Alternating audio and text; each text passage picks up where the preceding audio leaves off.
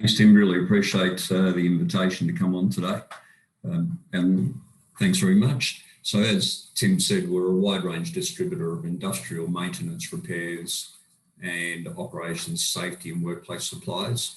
I guess the connection with the two previous speakers is really we cover downstream and upstream, and we supply our products and solutions to all industry types. But if we talk about commodities downstream, we're there at a local area within the mining sector, for example, for the workplace, for workers, for the infrastructure projects, as well as all the transportation that needs to be made, the local businesses, the engineering, and also the mining services company. So all our products fits downstream to those users, but also then upstream.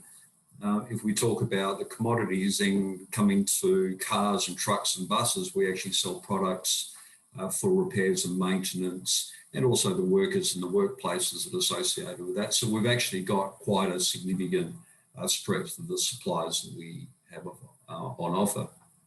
We listed a bit over 2.5 years ago. We've completed 5 acquisitions in the last 2.5 years. Our annual revenue from August will be about 90 million per annum, with 5,000 customers, but importantly, as I've covered the downstream, the upstream element, having 1 million products available, which 400,000 products are stocked in our distribution centres and also in our branches, is important to making sure we've got the right product in the right location at the right time to meet our customer demand, and 200 employees. So our customers place orders either through our sales team, in a branch, in one of our branch stores, on site. So we actually put stock our customer premises as well and have people that are located there, but also online. So an hour ago, we launched our $1 million investment in our e-commerce platform for our subsidiary Heatley's business, which is a state-of-the-art e-commerce program that's not only a business-to-business website with EDI linkage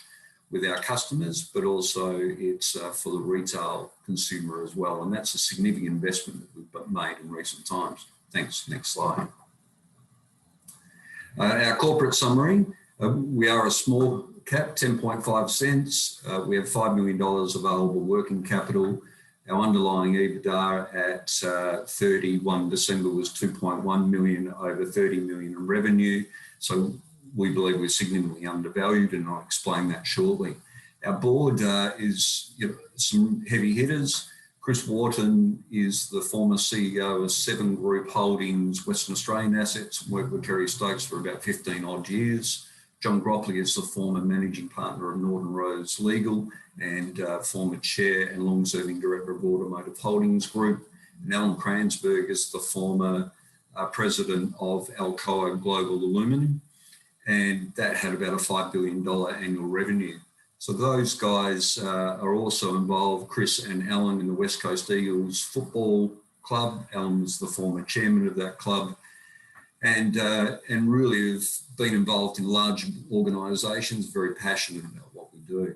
23% of all shares are held by management and directors. We have a really good institutional support of 30 odd %, and the balance is held between high net worths and also retail sector. Next slide, please. So the 5 acquisitions you can see that we've completed, but we've also entered into a joint venture with Bisley Workwear. So clearly in the commodity cycle, everybody is in high vis and everybody's in workwear. So we sell multiple brands in Australia, but we've joined forces with Bisley and taken into the UK market. So what we've essentially done with all these organisations has created 34 locations in Australia in the last 2.5 years, and we've put Bisley into 80 stocker stores in the UK. So the UK market will pick up. It has been down in the last year. We spent all our investment in 2020. That business is actually profitable in 21, which we're really pleased about. So there's nothing but uptake for that market, but there's nothing but uptake for bringing that platform together. And so we've spent the last 2 years making sure that we build a strong organisation ready to grow and evolve. Next slide, please. So clearly our share price hasn't reflected the 2 recent acquisitions that we made, and part of that's been because we've been focused internally. A part of today and also the future is about getting our storyline out there to a number of different groups. $32 million worth of annual revenue and $2.4 million of EBITDA is about to be formed into our organisation. And that's significant in its own right. So we're undervalued, but they are EPS accretive. All the economic trends and conditions are favouring us. It's a fragmented and large industry that we operate in, and that is highly attractive for our products. So we're taking a competitively advantaged position. There's multiple levers that we have available for us from a organic growth cycle, and we've got a good balance sheet that supports the requirements of our business now to execute on those recent acquisitions. And we're really excited about what they bring for our business. Next slide, please. Business overview. So quickly, we serve all customers, all industries with our competitive business model. So an expansive product group, as well as a supply chain infrastructure and e-commerce platforms, are all required to give you customers, our customers, multiple solutions. So on the right-hand side, in order channels in the light blue, you can see that we either sell through digital channels and receive orders or physical infrastructure.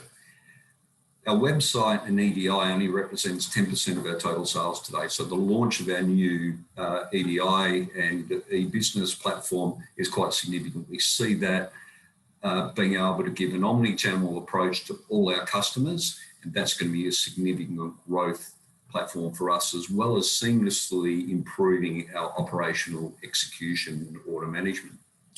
From a footprint perspective, we have 11 of our own branch stores, 16 on-site locations. We operate 23 affiliate members that are on the east coast of Australia. That gives us the depth of network.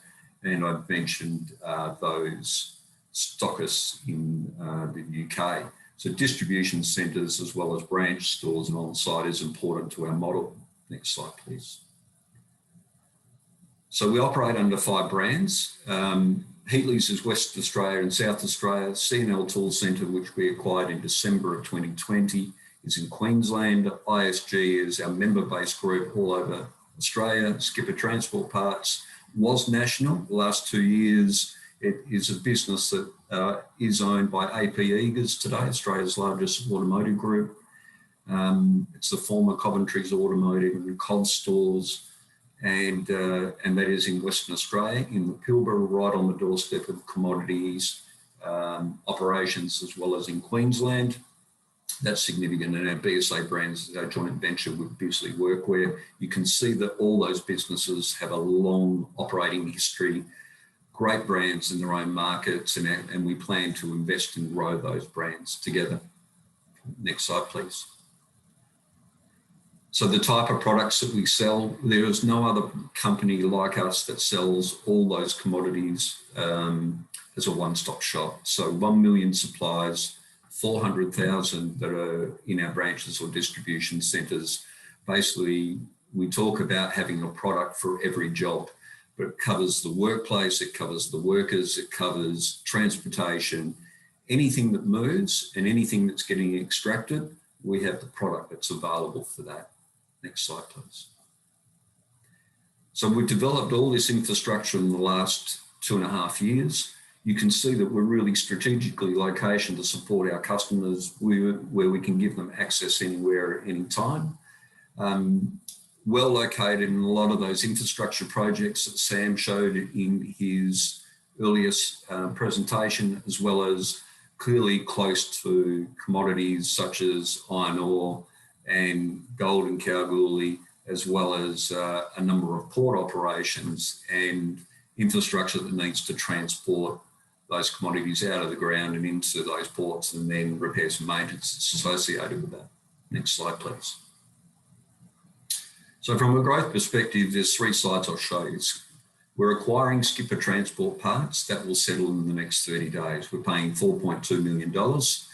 It's an asset purchase. 3.7 million of that is for stock and 0.5 is for PP&E. It adds $18 million of revenue to our business and $1.1 million of EBITDA. 1,200 customers come along with that transfer 300 suppliers, 5 branches and 34 people. So brands like Ford, Holden, Castrol are large different product suppliers that will come across with that movement. We've identified that $10 million of revenue synergies is available, and I'll explain that in a minute. Gives us great access to fast-growing markets in automotive, truck and trailer, bus and mining, industrial, as well as the agriculture, but also mining is very key. We're not looking to raise any capital to complete the transaction. Funding is available through Commonwealth Bank. So the only debt that we've actually acquired is in the last 6 months to fund the last 2 acquisitions that are adding $34 million worth of new revenue to us. So our revenue will grow by 25% on an annual basis, effective in the next 30 days to 90 million. There's multiple levers for our growth. The acquisition of STP is 3.8 times, which is a low multiple. We acquired the C&L business at 3 times. So we've made really good value accretive acquisitions that not only improve our EPS, but also add significant contribution to our bottom line. Next slide, thank you. So the expansion of our customer service, this is really where customer segments, which is really how it all comes together. On the left-hand side, product expansion, you can see the number of key categories there. And then you've got all our operating brands. The ticks by itself mean that that's where we're going to expand those products into those businesses. Where it says existing and a tick means that we have opportunities to grow. So we're growing, we're drawing on the strengths of all those organisations now to sell a comprehensive offer to all customer types. We believe that 75% of our customers we can sell product to, and that's up from 3%. And we're going to improve our buying terms by 2%. And at the moment, there's only 7% of all our suppliers we have long-term incentives with. Next slide, please.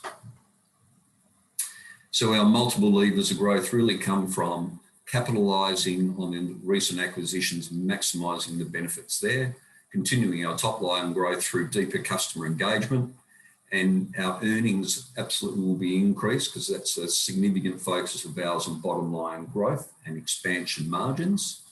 And we believe that in the next few years that will come to high realisation. Next slide, please.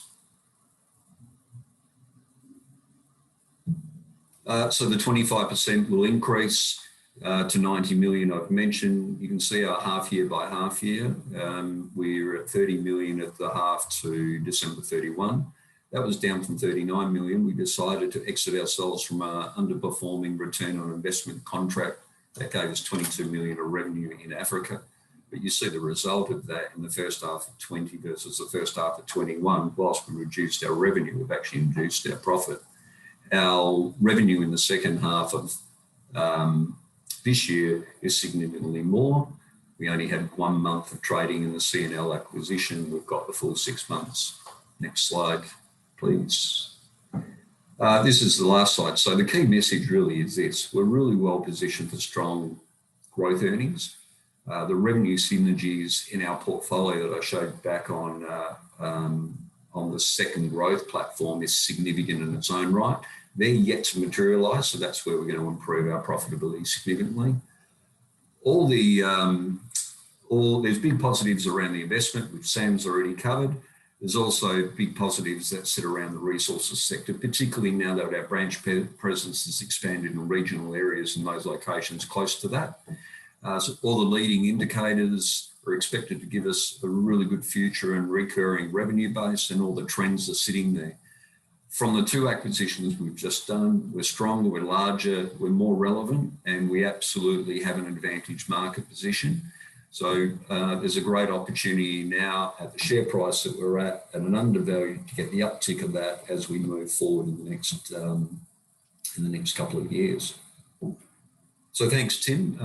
I'll open that with you for any questions. Yeah, thanks, Mike. We've only got time for a couple, to be honest, but Sure. Can you tell us about the overseas peers and what sort of lessons you can look to in terms of what's happening overseas and in a similar space? Yeah, great question. We have been very deliberate and looked at some peer groups in the US. Granger is one company that we've looked at closely. We also look at a couple of groups in Europe, Eric's as well as the Bremer business.